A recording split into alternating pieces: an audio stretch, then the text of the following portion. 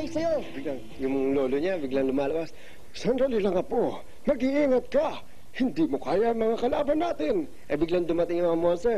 Manda kayo, itong bagay sa inyo. Pocholo Gonzalez has been a voice talent for cartoons and radio plays for 11 years now. As a kid, he would always imitate other people's voices. Little did he know that his penchant for vocal mimicry would later lead him to his present career.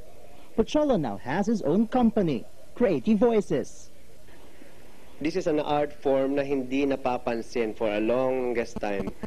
Panahon pa na mga, anong tawag dito, yung mga Greek, ginagawa na yung voice-over. Di ba sa teatro may nagbo-voice-over? Hanggang sa dumating ang radyo, mga radio drama. Nakakalungkot lang, hindi sila nakilala. At ngayon, yun ang ginagawa ng company ko.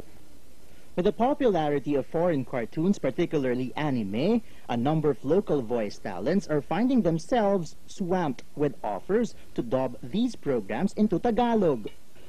Huwag kang mag-alala, Ryoma. Makakarating sa kanya to. The election season also opens up many opportunities for them. Tuluyan na ngang binasura ng Commission on Election ang Certificate of Candidacy ng party list para sa mga miyembro ng third sex o mga bading. And of course, radio dramas are still very much around. Kasama natin ngayon ang isang lalaki sa unang pagkakataon magpapapako sa krus. Anong pangalan mo?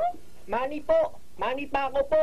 Kung wala talaga sa puso mo yung ginagawa mo and you're just thinking na trabaho lang to, maging bread and butter mo, kalimutan mo na yun. Para yung artist di ba?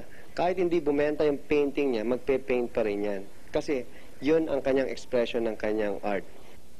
The work of these voice talents would seem easy, but as one aspirant has experienced, that may not necessarily be true. Although it really is a lot of fun.